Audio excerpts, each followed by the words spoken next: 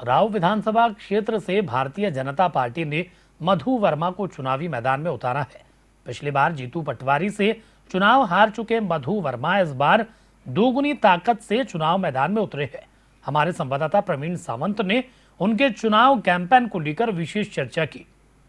जनता को अक्सर शिकायत रहती है कि नेता चुनाव के दौरान ही नज़र आते हैं, लेकिन इंदौर शहर के एक ऐसे नेता हैं जो चुनाव हो या ना हो वो जनता के बीच पाए जाते हैं। जी हाँ, हम बात कर रहे हैं मधु वर्मा की, जो भाजपा से प्रत्याशी राव विधानसभा क्षेत्र से।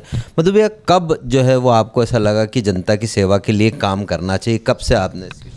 देखिए, मैं तो 40 साल से मैं समझता हूँ कि पार्टी संगठन का काम करता था, पर 83 में पार्षद बना, फिर 94 में राजन नगर से पार्षद बना, फिर 98 में फिर यहाँ इंदिरापुरी से पार्षद बना, जल समिति का अध्यक्ष था और उसमें खूब सेवा करने का मुझे मौका मिला। मेरा लक्ष्य ये रहता है कि जो मतदाता हमें लाइन में लगकर वोट देता है, जो कार्यकर्ता हमारे लिए रात दिन समर्पित होकर पार्टी का काम करता है, भारतीय जनता पार्टी जो एक कैंडिडेट को टिकट देती है, कहीं ना कहीं पार्टी का भी सबसे बड़ा योगदान रहता है। तो मेरा तो शुरू से लक्ष्य रहता है कि तीनों जगह पे एक अच्छे कार्यकर्ता को खरा उतरना चाहिए और मैंने उसी लक्ष्य को लेकर पूरा जीवन आज तक मैंने काम करता आया हूँ। और मैं समझता हूँ जल समिति के समय भी मुझे पानी का ऐसा 4 साल बारिश नहीं हुई थी और उस समय को खूब काम करने का मौका मिला। उसी टाइम नर्मदा का द्वितीय चरण लाने का भी मुझे मौका मिला। फिर उसके बाद इंदौर विकास प्राधिकरण का जब मैं अध्यक्ष था तो इंदौर विकास प्राधिकरण के अध्यक्ष के रूप में मैंने 6 साल के अंदर इंदौर के अंदर कई फ्लाईओवर, कई बहुत सारी रोडें, सुपर कॉरिडोर जैसे MR9 हो, MR10 हो, या फिर सिंधी कॉलोनी का ब्रिज हो, केसरबाग का ब्रिज हो, या MR10 पे ब्रिज हो, ऐसे बहुत सारे काम, कलेक्ट्रेट की बिल्डिंग हो, MY की OPD हो 25 करोड़ की, फिर regional Atal Bihari Vajpayee regional park हो, ऐसे बहुत सारे काम करने का मुझे इंदौर शहर को सजाने का मौका मिला और मैंने खूब काम किया। मतलब ये कहते हैं कि भारत जो है वो गांव में, ग्रामीण क्षेत्र में भारत बसता है। हम डिफरेंशिएट करते हैं इंडिया और भारत में। बहस भी चल रही है इस दौरान कि इंडिया और भारत को लेकर। आपके जो विधानसभा क्षेत्र आता है उसका कुछ हिस्सा जो है अभी भी ग्रामीण क्षेत्र में आता है और वहाँ जो विधायक रहे हैं उन्होंने विकास कार्य किया या नहीं किया ये आप बेहतर बता सकते हैं, लेकिन अभी भी लोग जो है मूलभूत सुविधाओं से जूझ रहे हैं। क्या कुछ प्लान हैं आपके?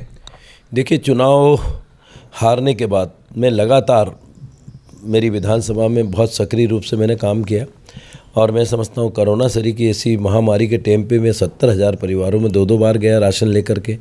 और उसके बाद जब कोरोना ख़त्म हुआ तो कोरोना ख़त्म होने के बाद भी जो है मैंने पूरी विधानसभा के अंदर शहरी क्षेत्र के 8 वार्ड और ग्रामीण क्षेत्र के 32 पंचायतें हैं, करीब इसमें माननीय मुख्यमंत्री जी के नेतृत्व में और माननीय गोपाल भार्गव जी PWD मिनिस्टर हमारे शंकर ललवानी जी के नेतृत्व के साथ मिल कर के और हमारे नगर के महापौर पुष्पमित्र भार्गव जी के साथ और उसके पहले महापौर मालिनी गौड़ जी के से रात दिन उनसे चर्चा करके मिल करके और मैं समझता हूँ विकास के बहुत सारे काम किए हैं और वो काम सारे ग्रामीण लोगों के नॉलेज में भी है और शहर वालों के नॉलेज में भी है। कितना प्रेम है शहर के, आपकी विधानसभा की जनता से आपको, क्योंकि लगातार जनता के बीच बने रहते हैं। पिछला चुनाव बहुत मार्जिनल अंक से आप जो है पराजित हुए थे, उसके बाद से लगातार सक्रिय हैं, लेकिन क्या विश्वास जनता के बीच आप?